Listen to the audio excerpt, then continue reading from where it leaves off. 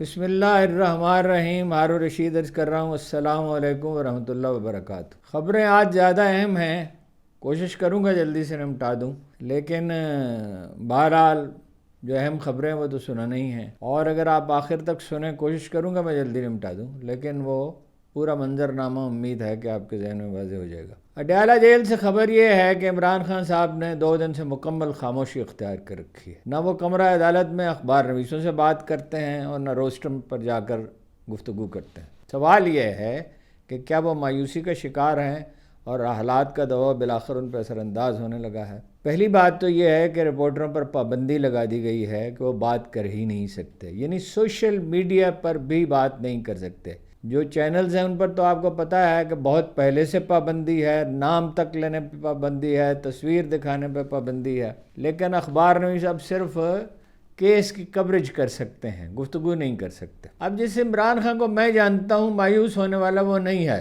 پہلے میچ کے ٹیسٹ کے بعد لندن میں جو پہلا میچ اس نے کھیلا تھا اسے ٹیم سے نکال دیا گیا تھا، لیکن وہ مایوس نہیں ہوا، لگا رہا، اور برسوں کی جد و جہد کے بعد وہ ایک عظیم کھلاڑی بن کر ابھرا. پھر اسی پہ بس نہیں کی، اس کا بالنگ ایکشن ٹھیک نہیں تھا. ساری دنیا نے اس سے کہا کہ یہ بالنگ ایکشن ٹھیک نہیں ہے. وہ میڈیم پیس بالر تھا، لیکن وہ فاسٹ بالر بننے کے لیے اس نے اپنا ایکشن تبدیل کیا، بے پناہ ورزش کی، آکسفورڈ سے لندن جاتا رہا اور اتنی مشقت کی، اپنا کورس وقت سے پہلے پاس کیا، تعلیم مکمل کی.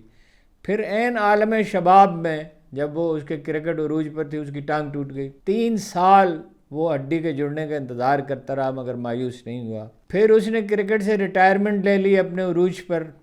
اب وہ دیکھیے اگر وہ 3 سال اسے مل جاتے تو ممکن ہے کوئی عالمی ریکارڈ ہی قائم کر دیتا. اب بھی اسے تاریخ کا عظیم ترین کپتان کہا جاتا ہے. جب وہ 4 میچ ہار چکا تھا ورلڈ کپ میں تب بھی وہ مایوس نہیں ہوا. پھر وہ ریٹائر ہو گیا کہ بھائی اب جو ہے وہ بالنگ ٹھیک نہیں ہو رہی، تو اس سے صدر ضیاء-ال-حق نے درخواست کی، پبلکلی درخواست کی، بلا کے نہیں، اعلانیہ کہا. اس کا واقعہ بھی اس نے مجھے بتایا کہ وہ چیئرمین صاحب ان کے ساتھ گئے، جنرل صاحب جو تھے بابڈا کے چیئرمین، اور انہوں نے کہا کہ پہلے تو تم لے تو لال کرنا اور پھر کہنا، پھر بعد میں ایگری کر لینا. ایگری وہ ذہنی طور پر کر چکا تھا کیونکہ قوم مطالبہ کر رہی تھی. تو اس نے تعجب کے نگاہ سے اس کے بقولہ نے دیکھا، اور جیسے ضیاء-ال-حق نے کہا تو اس نے کہا ٹھیک ہے، اور سب جانتے ہیں کہ ورلڈ کپ جیت کر دیا. شوکت خانہ میں کوئی ایک شخص ایگری نہیں کرتا تھا، ایک آدمی بھی کہ چل سکتا ہے. اس نے 1 نہیں 2 نہیں 3 بنائے. اسی طرح باقی چیزوں سے آپ واقف ہیں. اور سارے دل شکنی کے باوجود 2002 میں الیکشن وہ ہار گیا، 1 سیٹ بھی نہیں جیت سکا، لیکن کیا وہ چپ کر کے بیٹھ گیا؟ اس نے اپنی جدوجہد جاری نہیں رکھی. جناب پرویز مشرف نے بعض چیزوں پہ اختلاف ہوا اور اس کی پارٹی بکھیر دی 2002 کے الیکشن سے پہلے، مگر وہ مایوس نہیں ہوا. اسے انڈائریکٹلی قتل کی دھمکی بھی دی گئی، لیکن اس کا جواب اس نے یہ دیا کہ جلدی کرو اگر مجھے قتل کرنا ہے تو، ورنہ تو میں چھوڑوں گا نہیں. ایک باوردی لیفٹیننٹ جنرل صاحب آئے تھے. میرا خیال ہے میں نے اس کے ساتھ طویل سفر کیے ہیں، جتنا میں اسے جانتا ہوں میرا خیال ہے وہ غور و فکر کے مراحل سے گزر رہا ہے اور نئی اسٹریٹجی بنا رہا ہے، اور اپنے سیادوں کو یہ میسج بھی دے رہا ہے کہ جو کچھ تم نے کرنا کر لو. وکیلوں سے اس نے کہا بھی کہ نہ کبھی میں نے سمجھوتا کیا نہ کروں گا، اور خواہ فوجی عدالت میں لے جائیں جو مرضی کریں. سائیکل دے دیا ہے، اخبار نہیں بحال کیا. ڈی چوک میں احتجاج ہونا شروع ہوا تو سختیاں بہت بڑھ گئی تھی. حالت یہ تھی کہ جائے نماز بھی تاریکی میں تلاش کرنی پڑی تھی. تاریکی میں نماز نہیں پڑھی جاتی ویسے، لیکن اب ظاہر ہے مجبوری ہے، روشنی ہے ہی نہیں تو کیا کرے. تو ورزش کی سائیکل اسے واپس کر دی گئی ہے. کھانا بھی اب جیل کا نہیں دیا جا رہا، لیکن باورچی نہیں دیا گیا. وہ ساری عمر اچھے کھانے کا عادی رہا ہے. لیکن میں نے دیکھا ہے میاں والی کے سفر میں کہیں افراتفری ہوئی، مشکل تھا، تو کسی بالکل گرے پڑے ہوٹل پر جس پہ دیواروں کو، کچی دیواروں کو بارش جو ہے اس کو تباہ کر چکی ہوتی تھی، وہاں صرف ایک دال ہوتی تھی اور وہ بھی بغیر پانی پیے، چونکہ وہاں پانی تو ان ہوٹلوں میں ہوتا نہیں ہے صاف، وہ گزارا کر لیتا تھا. وہ اپنا صبر اس نے بڑھا لیا ہے. وہ یہ بھی جانتا ہے کہ قاضی عیسیٰ سے اس کی جان چھوٹ گئی ہے اور اب عدالت اس قدر زیر اثر نہیں ہے. اگرچہ حکومت نئے مقدمات قائم کر رہی ہے، آرے بازار میں دہشت گردی کے مقدمہ ملا دیا ہے. آج ایف آئی آر وکیلوں کو دے دی گئی ہے، کل فرد جرم عائد کر دی جائے گی. یہ دلچسپ بات یہ ہے کہ اس وقت وہ اسلام آباد پولیس کی تحویل میں تھا جس دن کے مقدمات بنائے گئے ہیں۔ اب وہ جانتا ہے کہ مقدمات بوگس ہیں اور بہت دن اسے جیل میں نہیں رکھا جا سکے گا۔ بات تو وہ کرے گا، اور کرے گا تو امید ہے کہ تازہ خیالات کے ساتھ نئے لہجے میں بات کرے گا۔ وہ یہ بھی جانتا ہے کہ حریف اس کے ناکام ہیں اور پہلے سے زیادہ نامقبول ہے، اور وہ نہ کوئی کارنامہ انہوں نے انجام دیا نہ انجام دے سکتے ہیں۔ یہ اس کے خلاف ڈیل کا پراپیگنڈا چیخ رہے تھے کچھ بھاڑے کے ٹٹو، وہ بھی ناکام ہو چکا ہے۔ صاف الفاظ میں اس سے لوگ ملے ہیں، صاف الفاظ میں اس نے کہہ دیا ہے کہ اپنے کارکنوں کی رہائی اور مینڈیٹ کی واپسی تک، جس کی ایک صورت نیا الیکشن ہو سکتا ہے، ایک صورت جو ہے وہ قابل اعتماد جو ہیں وہ ہو سکتے ہیں، یہ ٹریبونل ہو سکتے ہیں، وہ کسی قسم کی بات چیت نہیں کرنے کے لیے تیار ہے۔ اپنے مستقبل کے بارے میں وہ پر امید ہے، اور پھر یہ کہ وہ اب تک اس نے حالات کا ڈٹ کر مقابلہ کیا ہے۔ بجلی بند تھی، اخبار بند، 5 دن تک مکمل تاریکی، تو ان سارے واقعات سے وہ سربلند ہو کر گزرا ہے، گردن فراز۔ تو پابندی سے اب وہ تلاوت کرتا ہے، اور تلاوت کا ثمر یہ ہوتا ہے کہ توکل بڑھ جاتا ہے، عزائم جاگ اٹھتے ہیں، اللہ پہ بھروسہ بڑھ جاتا ہے۔ دوسری طرف وہ بدترین طور پر، ذہنی طور پر وہ بدترین کے لیے بھی تیار ہے۔ میں آپ کو بتا چکا ہوں، اس نے کہا کہ اگر مجھے پھانسی دی جائے تو میرا چہرہ نہ ڈھانپا جائے، تاکہ قوم کو معلوم ہو سکے، ظاہر ہے اس کی ویڈیو وغیرہ تو بنائی جائے گی، کہ قوم کو معلوم ہو جائے کہ وہ خوف کی حالت میں اس دنیا سے اپنے پروردگار کے پاس نہیں گیا، بلکہ ہنستا کھیلتا اس کی خدمت میں حاضر ہوا۔ امام ابن تیمیہ کو رکن الدین بیبرس نے جیل میں ڈالا تو انہوں نے کہا کہ خدا کا شکر ہے تنہائی میسر آئی، اور ایک بار کہا کہ جلا وطن کرنے کا ارادہ، جلا وطنی میرے لیے سحر کی حیثیت رکھتی ہے۔ وہ ابن تیمیہ تو نہیں ہے، رکن الدین بیبرس بھی نہیں ہے، جس نے عین جالوت کے مارکے میں تاتاریوں کو گاجر مولی کی طرح کاٹ دیا تھا، اور اس کے بعد کبھی اس کی سلطنت جو ہے وہ قائم نہیں رہے، وہ سمٹتی چلی گئی، اور اب آپ دیکھتے ہیں کہ وہ کہاں ہے۔ ایک تاتارستان کے سوا کچھ افغانستان میں ہیں، وہاں بھی دباؤ میں ہیں، پاکستان میں بھی بیچارے دباؤ میں ہیں۔ رکن الدین بیبرس تو وہ نہیں ہے، لیکن مایوسی کا شکار بالکل نہیں ہوتا، اور اسے معلوم ہے کہ اس کے حریف ناکردہ کار ہیں، کچھ کر نہیں سکے اور کچھ کر نہیں سکتے۔ اس کے کوئی مایوس ہونے کی کوئی وجہ نہیں ہے، اس کے حامیوں کو چاہیے اس کے لیے دعا کریں اور جد و جہد اپنی جاری رکھیں۔ عمران خان کی رہائی اب بہت دور نہیں ہے، اتنی قریب تو نہیں ہے جیسے وہ بڑھ کے وہ اپنا، اب تو اس کا نام لینے کو بھی جی نہیں چاہتے یار۔ وہ سلطان رائی جو ہے پختونخوا کا، وہ کہتا میں لشکر لے کے آؤں گا، میں اس کو رہا کرا لوں گا، میں اب بعد نہیں آؤں گا۔ او بھائی اللہ کا بندے، 3-4 لاکھ آدمی، راجہ سلیمان اکرم صاحب مخلص آدمی ہیں، لیکن ان کا سیاسی تجربہ نہیں ہے۔ 4 لاکھ آدمی جمع نہیں ہو سکتے، جمع ہو جائیں تو وہ بیٹھے نہیں رہ سکتے، اور احتجاج کی کوئی دوسری حکمت عملی ہونی چاہیے۔ اللہ تعالیٰ آپ لوگوں کو عقل سلیم عطا کرے۔ اس طرح نہیں ہوتا، نعرے لگانے سے حالات بدلتے نہیں ہیں، حالات جد و جہد سے بدلتے ہیں۔ رہ گئی آزمائش تو کون ہے؟ جناب ابراہیم کو تو آگ میں پھینکنے کی تیاری تھی، جناب موسیٰ کی قوم جو ہے وہ اس قدر بگڑی کہ بچھڑے کی پوجا شروع کر دی، رسول اللہ صلی اللہ علیہ وسلم پر پتھر پھینکے گئے، اور قرآن مجید کہتا ہے کہ انبیاء میں ایسے ہیں جو آرے سے چیر دیے گئے، اور حضرت یحییٰ کی قوم نے ان کے ساتھ کیا کیا۔ بھائی یہ آزمائش جو ہوتی ہے وہ سرخرو کرنے کے لیے ہوتی ہے، ورنہ دنیا کے بہترین انسانوں پر کیوں آزمائش آتی؟ عدالتی ماحول جیسا کہ عرض کیا بدل رہا ہے۔ چیف جسٹس اور ان کے رفیق مہم جو نہیں ہیں، یہ غلط پراپیگنڈا ہے کہ گروپ بنا لیا ہے، یہ نجم سیٹھی جیسے لوگ، ان کا کام، ان کا پیشہ ہے یہ اس طرح کی باتیں کرنا، کیا سریں کرنا، مگر ان کی اکثریت جو ہے وہ انصاف کرنا چاہتی ہے۔ مگر یہ جو جج ہیں مہم جو نہیں ہیں، قانون کے دائرے میں رہیں گے، سلیقہ مندی سے چلیں گے، پھونک پھونک کے قدم رکھ رہے ہیں، مگر چیف جسٹس اپنا قاضی عیسیٰ کی طرح ان کا کوئی پیمان بھی نہیں ہے کسی نون لیگ سے کہ کوئی ایک بھی ریٹ جو ہے عمران خان کی سماعت کے لیے نہیں لگائی گئی۔ جسٹس منصور علی شاہ اور جسٹس منیب اختر کا اکرام جو ہے نئے چیف جسٹس نے ملحوظ رکھا ہے، اور 26ویں ترمیم منسوخ ہونے کے امکانات موجود ہیں، اور بالآخر الیکشن کے نتائج بھی منسوخ ہو سکتے ہیں۔ سپریم کورٹ میں چیف الیکشن کمشنر کی ناز برداری کرنے والا اب کوئی نہیں ہے۔ چیف جسٹس صاحب نے، یحییٰ آفریدی صاحب نے آج اسلام آباد ہائی کورٹ کے 6 ججوں سے ملاقات کی، اس کی بہت اہمیت ہے۔ یہ وہ لوگ ہیں جن کے گھروں میں حتیٰ کہ بیڈ رومز میں کیمرے لگائے گئے، جنہوں نے جرأت مندی سے ایک فیصلہ کیا احتجاج کا، اور جنہوں نے اپنا مستقبل داؤ پر لگا دیا، اور جنہوں نے جھکنے سے انکار کر دیا اور ان پر پہم دباؤ رکھا گیا۔ دوسری طرف قاضی عیسیٰ صاحب نے نہ صرف ان کی بات نہیں سنی بلکہ ڈانٹ ڈپٹ بھی کی۔ تو یہ ایک بڑی پیش رفت ہے۔ نئی آئینی ترمیم اور دوسرے اقدامات کے ذریعے حکومت ججوں کی تعداد بڑھانے اور عدلیہ کو زیر نظام لانے کی کوشش کرتی رہے گی، کر رہی ہے، مگر حالات اس کے لیے زیادہ سازگار نہیں ہیں۔ میاں محمد نواز شریف، شہباز شریف اور آصف علی زرداری صاحب ملک سے باہر جا چکے ہیں۔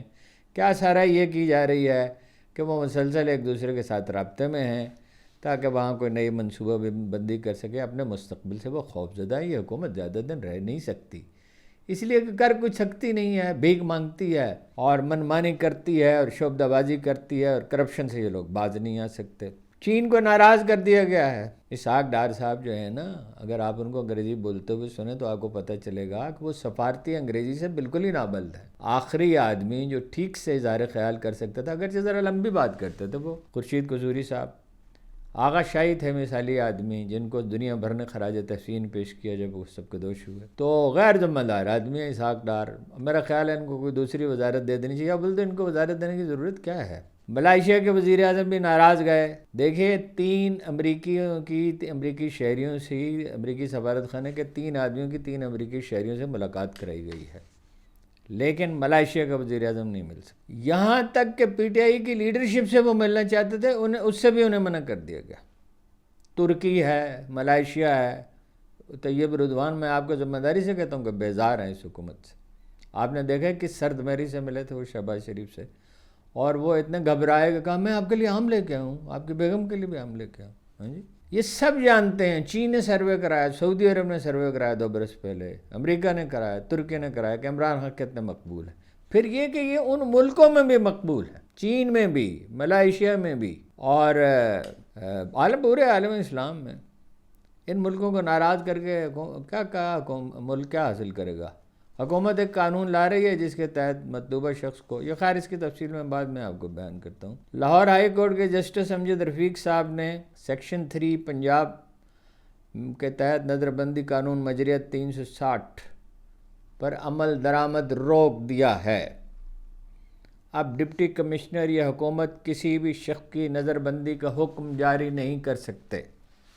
دونوں طرف پیش رفت ہو رہی ہے، ادھر عدالتیں اپنا کام کر رہی ہیں، ادھر حکومت کر رہی ہو۔ میں آپ سرچ کرتا ہوں کیا کر رہی ہے۔ وکلاء کا ملک گیر کنونشن ہو رہا ہے کل سپریم کورٹ میں۔ بار ایسوسی ایشن کے سابق صدر حامد خان، جنہیں دھاندلی سے ہرایا گیا، جن کے گروپ کو، علی احمد کرد، منیر ملک، عابد زبیری، بہت سے نام ہیں اور سب اہم ہیں۔ ہائی کورٹ بار ایسوسی ایشن کے صدور اہم ترین وکلاء جو ہیں وہ اس میں شریک ہوں گے اور کالے قوانین کے خلاف ملک گیر تحریک چلانے کی حکمت عملی متعین کریں گے۔ سینیٹر حامد خان اور سینیٹر کامران مرتضیٰ نے کہا ہے یہ ججوں کی تعداد بڑھانے کا جو فیصلہ کیا گیا ہے، جس کے لیے سینٹ سے تو وہ ایک طرح کی منظوری لے لی گئی، کمیٹی کو بھیج دیا گیا ہے، اور قومی اسمبلی میں بھی یہ پیش کر دیا گیا ہے کچھ نہ کچھ۔ تو انہوں نے کہا اس سے ملک کو نقصان پہنچے گا، یہ جب مرضی کے فیصلے حاصل کرنے ہوتے ہیں تب اس طرح کے قوانین بنائے جاتے ہیں۔ آج صبح پریکٹس اینڈ پروسیجر آرڈیننس 2024 جو ہے وہ متعلقہ کمیٹی کے سپرد کر دیا گیا سینٹ میں۔ وہ معافی چاہتا ہوں، وہ وکیلوں کی تعداد سے متعلق نہیں تھا، یہ اس بارے میں ہے۔ یہ سینٹ سے پہلے ہی اس کی منظوری لے لی گئی ہے، 17 سے 25 کرنا ہے، اور قومی اسمبلی میں پیش کر دیا گیا، وہ کمیٹی کو دے دیا گیا۔ پی ٹی آئی کی سینئر قیادت نے، again this is very important, senior قیادت نے ریپبلکن پارٹی کی کو چیئر پرسن کے ساتھ، جو اپنا سابق صدر ٹرمپ کی بہو ہیں لارا ٹرمپ، ان سے ایک اہم ملاقات کی ہے۔ سمندر پار پاکستانیوں کی سرگرمیاں بڑھ رہی ہیں، اس کے نتائج نکلیں گے۔ امریکی انتخابات کے بعد ایک سرکاری وفد جائے گا فوجیہ سے 5 نومبر کے بعد۔ فوجیہ یا ممکن ہے 20 کو حلف اٹھائیں گے نئے صدر، موسٹ پروبیبلی ڈونلڈ ٹرمپ۔ تو ایک وفد جائے گا فوجیہ صدیقی کی رہائی کے لیے۔ یہ بات آج بتائی گئی، جسٹس سردار اعجاز اسحاق صاحب کو بتائی گئی ہے، یہ اسلام آباد ہائی کورٹ میں۔ گوئٹنامہ بے سے رہائی پانے والے سیف اللہ پراچا صاحب جو پچھلے برس رہا ہوئے، ان کا کہنا یہ ہے کہ امریکی حکومت کئی برس پہلے سے فوجیوں کو رہا کرنے کے لیے تیار ہے. وہ کہتے ہیں میری رہائی کے لیے بھی تیار تھے. حکومت پاکستان دلچسپی نہیں لے رہی تھی. اگر یہ دلچسپی لیتی تو اب تک وہ پاکستان پہنچ چکی ہوتی. بہت افسوسناک واقعہ ہوا ہے مستونگ میں. اسکول کا قریب بم دھماکہ ہوا. بچوں سمیت 4 افراد جہاں بھاگ ہوئے. پولیس کی وین ان کا ٹارگٹ تھی لیکن وہ اسکول کی وین بھی زد میں آ گئی. 3 بچے بیچارے جو ہیں وہ شہید ہو گئے، ایک پولیس اہلکار. اور دھماکے کی آواز دور دور تک سنی گئی. یہ بلوچستان لبریشن آرمی ہے اور تحریک طالبان پاکستان ہے اور دوسرے گروپ ہیں جو باہم، اور ان کے پیچھے بھارت ہے. اور امریکہ نے اس پہ آنکھیں بند کر رکھی ہیں کیونکہ وہ بھارت تو ان کے تصویراتی حریف ہے، اسے تو نہیں روکتے. چینیوں کے قتل میں بھی یقینی طور پر وہی ملوث ہیں. کینیڈا میں کر رہے ہیں، امریکہ میں کر رہے ہیں. وہ پاگل ہوا ہے نریندر مودی. تو لطیف کھوسہ صاحب کا کہنا ہے کہ اسٹیبلش جو اڈیالہ جیل ہے وہ حکومت کے کنٹرول میں نہیں ہے، دوسروں کے کنٹرول میں ہے. انہی کے لوگ وہاں بیٹھے ہوتے ہیں، حتیٰ کہ عدالت بھی انہی کے کنٹرول میں ہے. اور ملک میں ایک طرح سے آئینی مارشل لا نافذ ہے. عالمی مارکیٹ میں تیل کی قیمت گر گئی ہے $67. یہ کل سے خبر آ رہی ہے. اس کا نتیجہ کیا نکلا ہے؟ سینیٹر مشتاق کل اپیل کر رہے تھے کہ جناب اس کی قیمت کم کی جائے. 60 روپے 1 لیٹر پہ آپ ٹیکس لے رہے ہیں تو بڑی زیادتی ہے. نتیجہ یہ نکلا ہے کہ پٹرول کی قیمت میں $1.35 اور ڈیزل میں $3.35 اضافہ کر دیا گیا. لوگوں کا خون چوسنے سے، ایسی ڈریکولا حکومت ہے کہ خلق خدا کا خون چوسنے سے ان کی تسلی ہوتی نہیں ہے. جب تک لوگ ان کو اٹھا کر نہیں پھینکیں گے ان کو چین نہیں آئے گا. ملک کو چین آئے گا، ان کو آئے یا نہ آئے. روبینہ خان ہے غالباً، پہلے تو کبھی ان کا ذکر ہی نہیں ہوا. عمران خان کی سب سے بڑی ہمشیرہ ہیں. انہوں نے ایک عجیب بات کہی ہے. انہوں نے کہا زلفی بخاری نے پھنسا دیا. یہ جو ہیں روبینہ خان جو ہیں یہ اقوام متحدہ میں تھی، وہیں سے سب کو دوش ہوئیں. اور عمران خان کے گھر کے قریب ان کا گھر ہے، مکان بنا ہوا لیکن ابھی وہیں ہیں. اقوام متحدہ میں جب چیکو سلواکیہ کی شکست و ریخت ہوئی تو انہیں بڑی اہم ذمہ داریاں سونپی. انہوں نے کہا زلفی بخاری نے پھنسا دیا آکسفورڈ یونیورسٹی کے الیکشن میں. بات یہ ہے کہ زلفی بخاری نے ان سے اجازت لے کے فیصلہ کیا تھا. یہ کچھ لوگ ہیں، میں نے عمران خان کے ایک بہت عزیز دوست سے بات کی.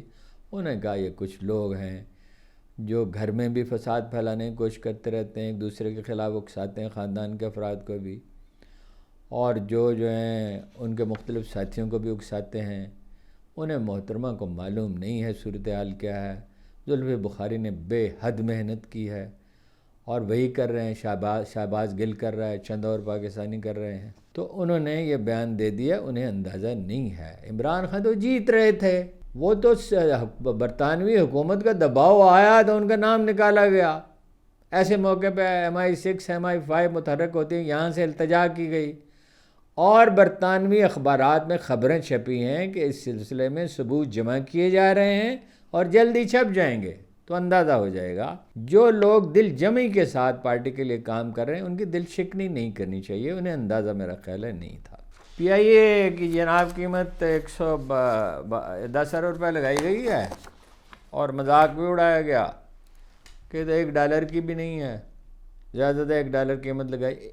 152 ارب روپے کے اس کے اثاثات ہیں. 7 جہاز ہیں ایسے جن میں سے ہر ایک کی قیمت جو ہے وہ 14 ارب روپے سے زیادہ ہے. اور اسلام آباد، کراچی، لاہور، کوئٹہ، پشاور، مختلف جگہ پہ بڑے بڑے دفاتر ہیں جو اس کے علاوہ ہیں. تو یہ جو ہے اگر اس طرح حوالے کی گئی کسی کے تو یہ لندن کے فلیٹس کی طرح ان کے گلے میں لٹکتا رہے گی PIA ہمیشہ، اور بدنامی کا باعث بنے گی.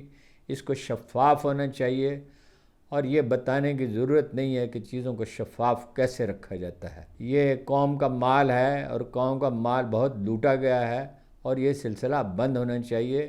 اسٹیبلشمنٹ کو دیکھنا چاہیے کیا تماشا ہو رہا ہے. بس یہ اہم ترین خبریں تو یہی تھی، اور خبریں بھی تھیں لیکن وہ پھر بات لمبی ہو جاتی. آپ کا بہت بہت شکریہ.